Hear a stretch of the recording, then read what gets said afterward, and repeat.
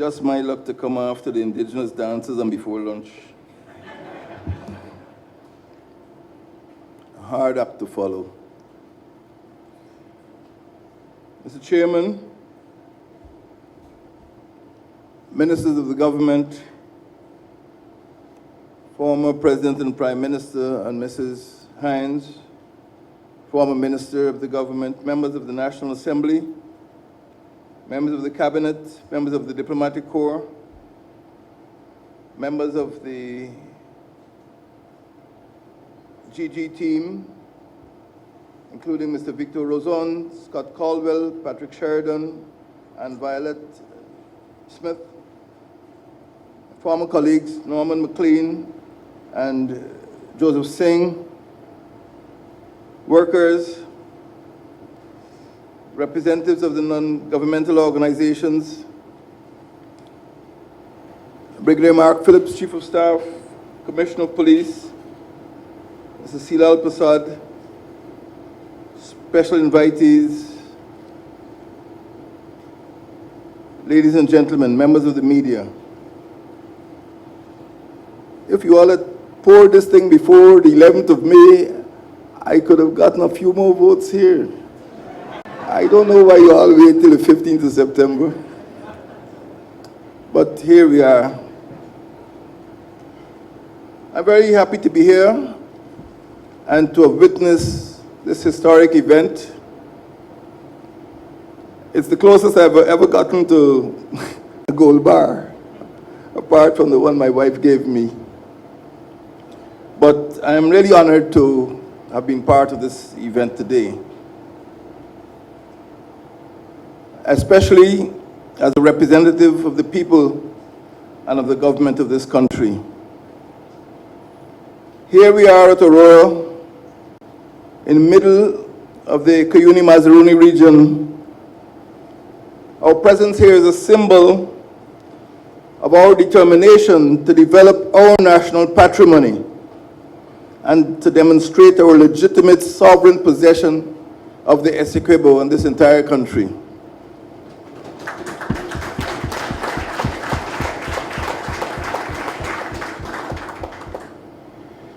We congratulate Guyana Goldfields Incorporated for commissioning this mine and for this first gold pour. I applaud the efforts of all who worked to bring this enterprise to this stage. Guyana Goldfields is now positioned to intensify production and by so doing to contribute to its own profitability, but also to the prosperity of this nation and to all posterity. As you know, through our Sovereign Wealth Fund, we'll ensure that a little piece of what was poured today, a little piece of what will be poured over the next 17 or 27 years will remain in that fund for posterity.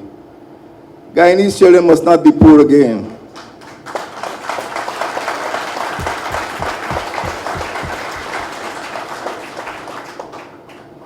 So this is an important day for Canada. In fact, 48 hours ago I was in Toronto, that city with two seasons, winter and the other one. And here I am in this warm heart of South America. We look forward to increased gold production from this mine and from the entire gold industry.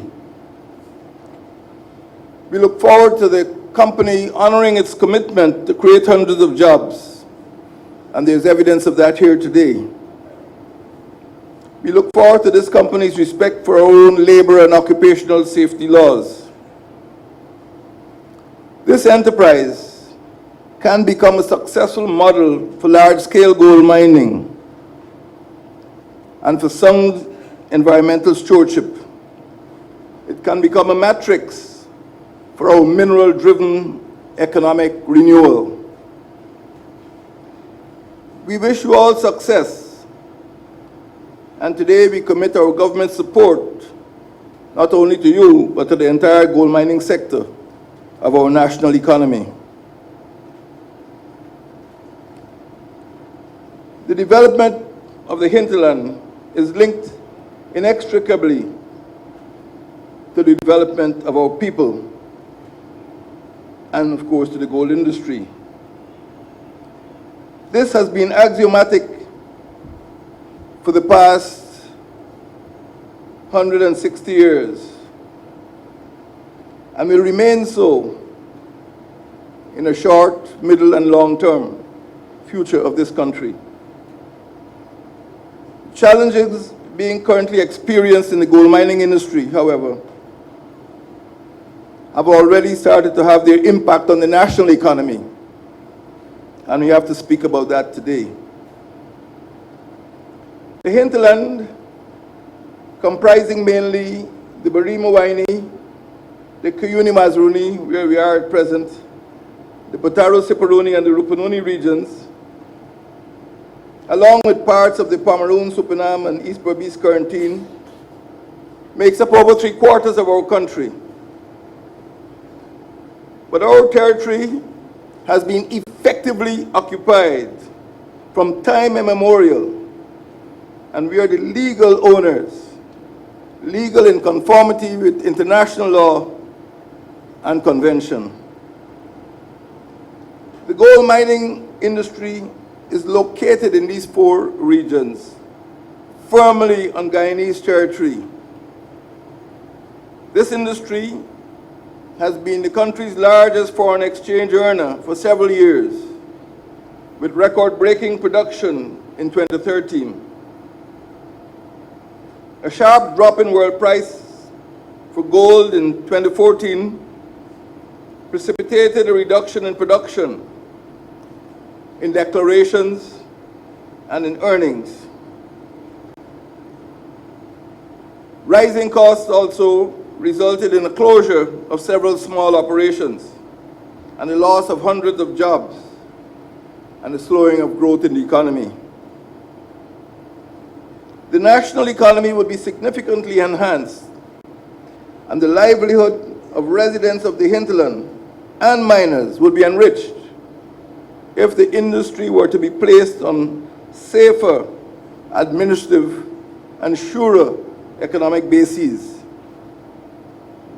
This will result in a more comprehensive and collaborative approach, rather than the confrontation and recrimination which we've been accustomed to between the state and the industry. The gold mining sector is an important pillar of our national economy. It continues to contribute to economic growth. Gold production in 2014 represented 7% of Guyana's GDP. It is a significant foreign exchange earner. Gold exports earned $469.8 million in 2014. The previous year, the bonanza year, we earned $648.5 million. We want the good times to come back. This sector is important. It employs about 15,000 persons directly in small, medium, and large-scale productions. It sustains the livelihood of 90,000 persons living in about 18,000 households. So let us look briefly at this historical phenomenon. Let us see how it passed through 3 phases. First, the individual or the placer stage, then through the entrepreneurial stage, and now the industrial scale stage. Because all 3 stages seem to coexist. We still have placers, we still have medium scale speculative miners, and now we have industrial scale production. The discovery of gold was first declared 152 years ago in 1863. in the Cuyuni, right here in this region. Commercial mining was sporadic, but the real gold rush started in the 1890s. And a former student of history actually wrote a paper about it called Guyana's Golden Age. The major part of production in those days was at the level of placer mining, particularly by tributers who you know as pork knockers. But in time, entrepreneurs came on board and introduced hydraulicking and quartz mining and dredging. Today, we see a juxtaposition of the old, the not so old, and the modern. The economic importance of gold made us very dizzy because at the end of the 19th century, gold coming out of Guyana had achieved an importance which was on par with that of South Africa and even rivaled that of California.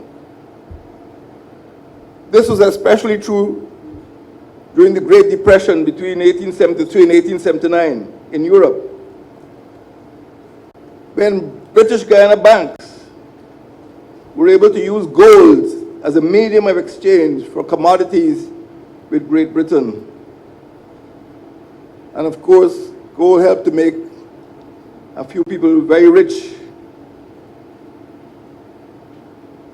Gold mining, therefore, has a long history in Guyana, over a century and a half.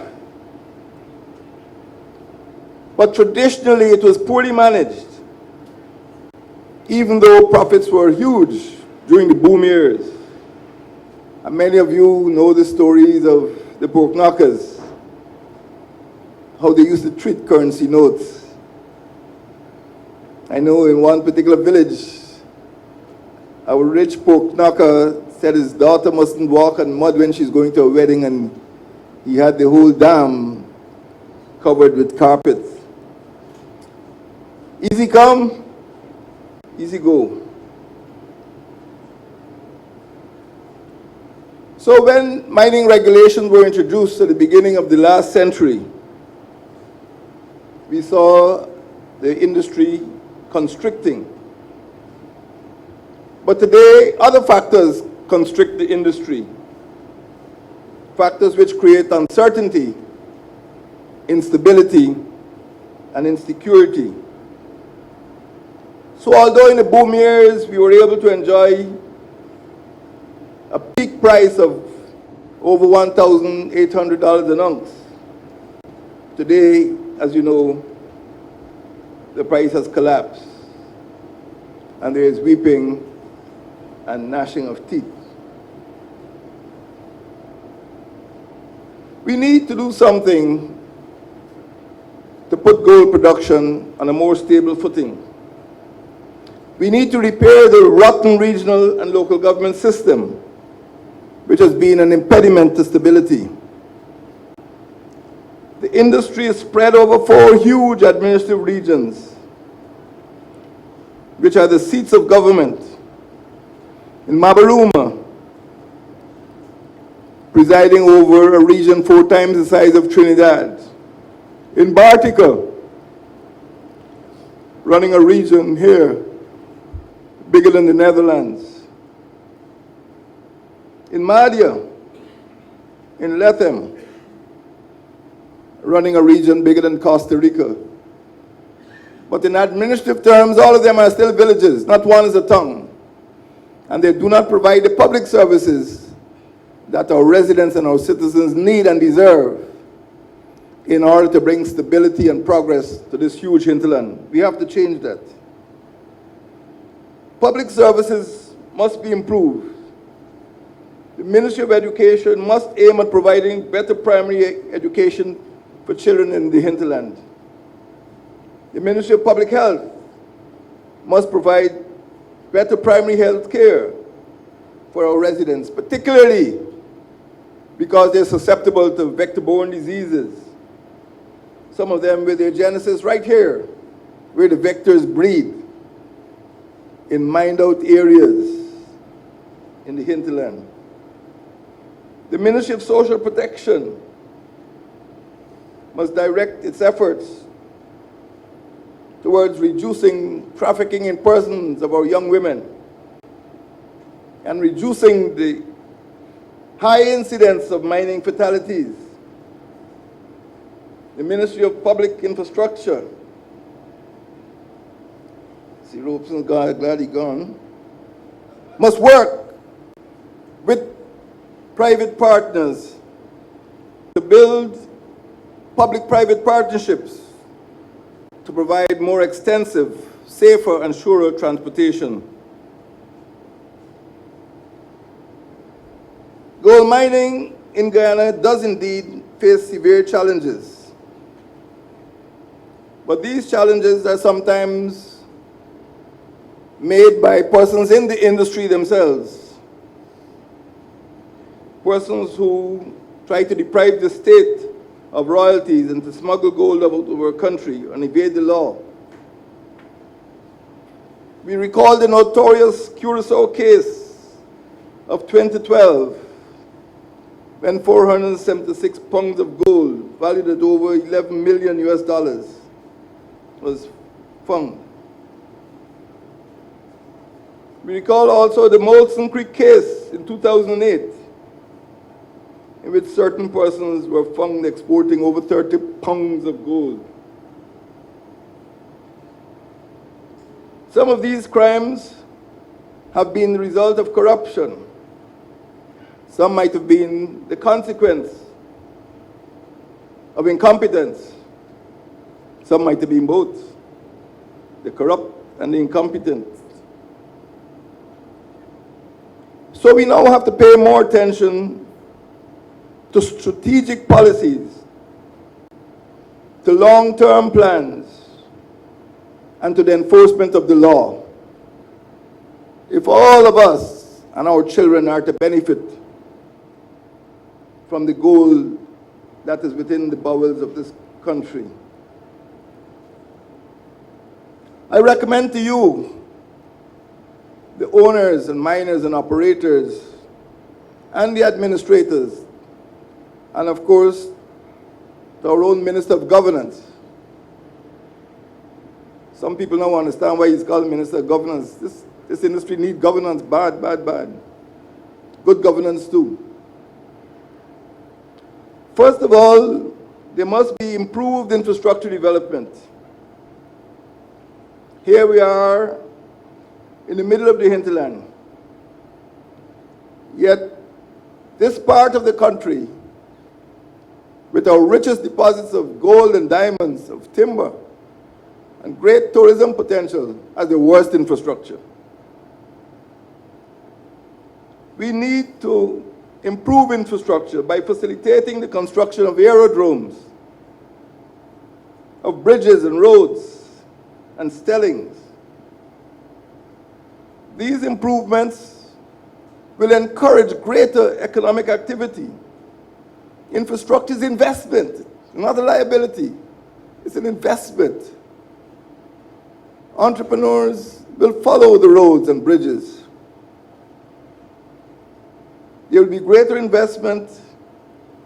There will be greater access to our natural resources. So, on the part of the state, we can help companies like this one to reduce its costs, to transport the employees and their materials more efficiently, and also to enrich our treasury. Second, there must be improved security and human safety. One of the biggest threats to investment has been the lack of security. Our government will intensify its efforts, and I'm glad the Chief of Staff and Commissioner of Police are here, because I'll be meeting them tomorrow. But there must be better security of these mining districts. We are at present developing a plan to address security for companies, households, and individuals. And we welcome contributions and comments by stakeholders so that we could refine that security plan. But gold mining is also becoming increasingly dangerous. Miners are being killed.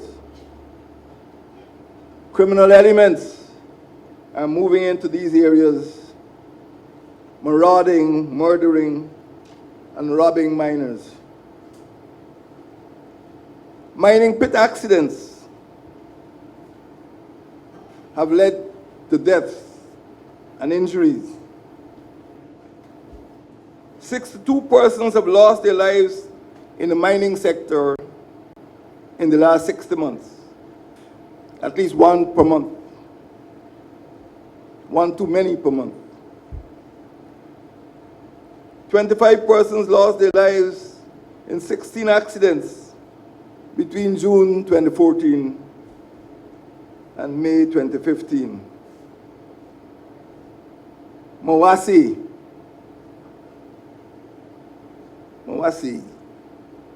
Foreign heads of government wrote to me expressing condolences for Mawasi.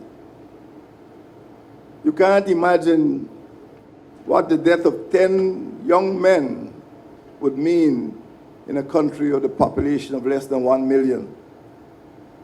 Just imagine the population was like Brazil or United States and multiply, and you can see what a catastrophe Mawasi was. The lives of men and women in this industry are more precious to me than the minerals they mine. We therefore have to become more concerned about safety standards and the enforcement of those standards. And that is the task of the Minister of Governance. He did establish a commission of inquiry to investigate the spate and the rate of these accidents.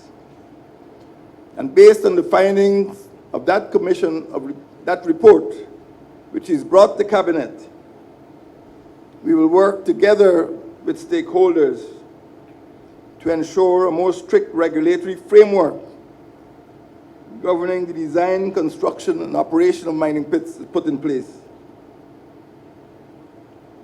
We will strengthen our enforcement capability for those measures. And where necessary, we will institute legal action against companies and individuals who breach those standards. Thirdly, there must be improved health and environmental security.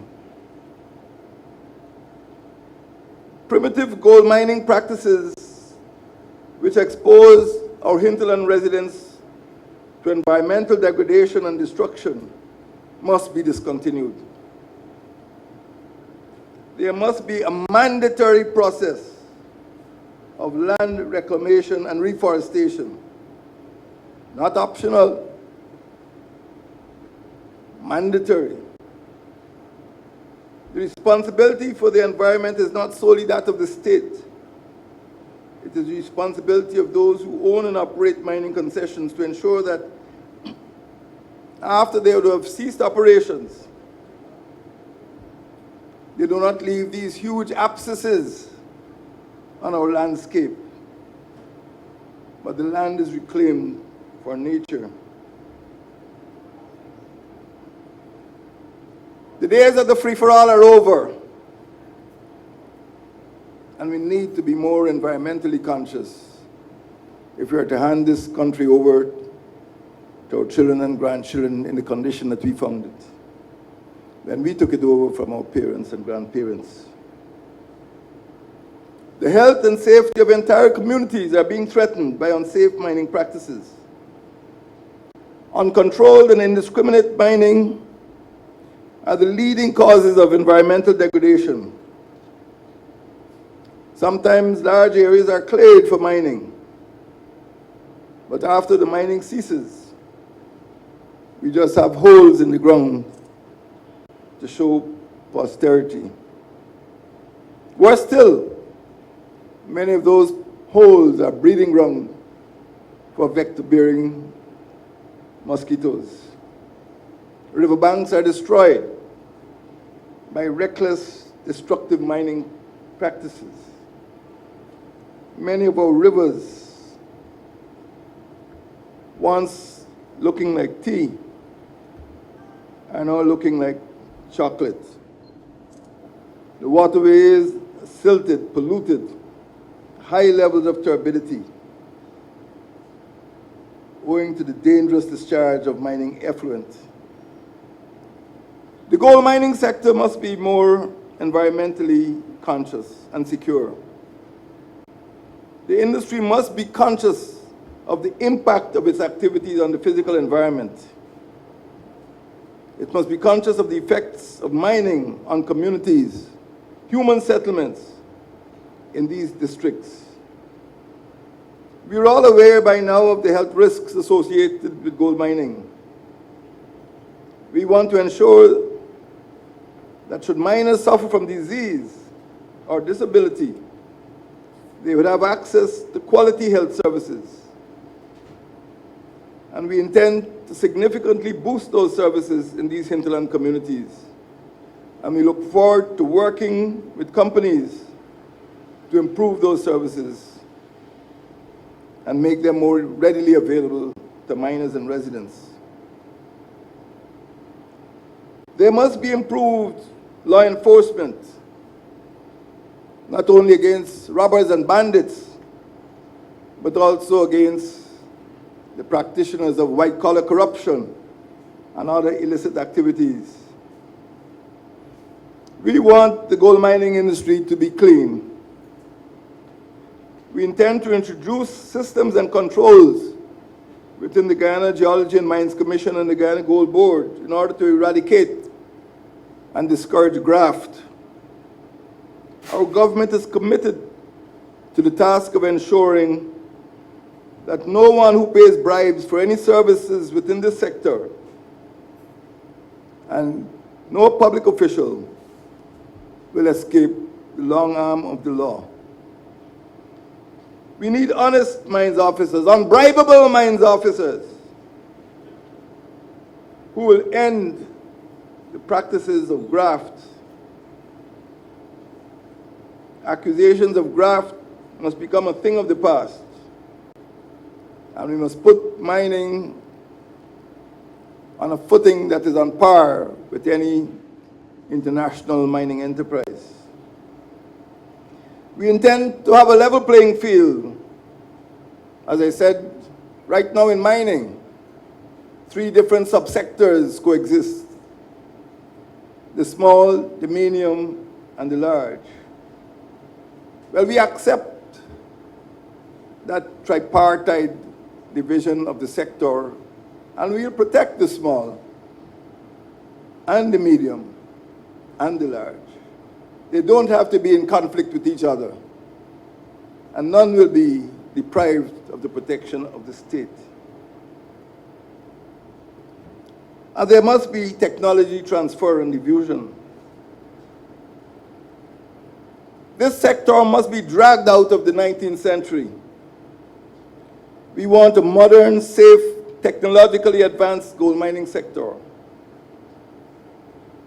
We want gold to be linked with other sectors of the economy. Guyana has to make a leap forward, a leap upward, and a leap outward into the international community. In order to do this, we need new technologies at all stages of mining. New technologies are emerging, but they must also penetrate the small and medium, and not only the large-scale mines. Through foreign direct investment, miners in Guyana can be exposed to new technologies, as we witness here today. Those technologies can improve the profitability of the big companies and also of our national treasury. Ladies and gentlemen, we in this administration are developing a 10-year plan. And I mentioned you some of the components of that plan which the government will put on the table for your consideration and implementation.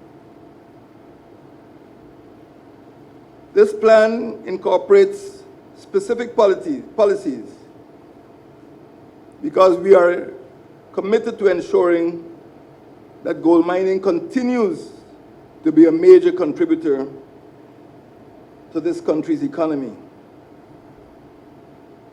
and particularly to the revenues that will be going into our sovereign wealth fund to look after our children and grandchildren.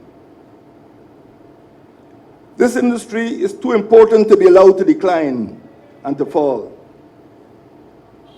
Our proposed 5 points, therefore, for this industry must involve not the state alone, but also the residents of these communities and settlements in this region. It must involve the corporations. It must involve nationals of other countries who come into this country to participate in our economy. This land, this gold, this mine, after all, are not really ours.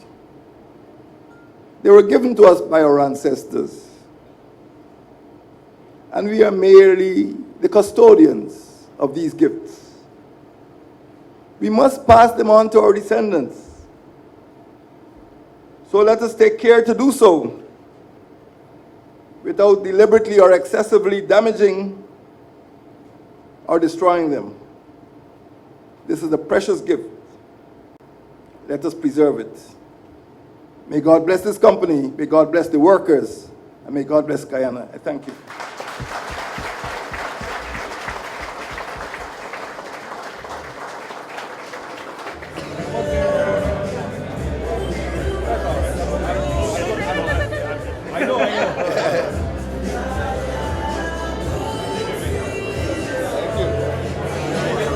Tasting your hand just now. Yes, thank you.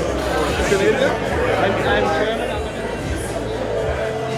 Is high enough?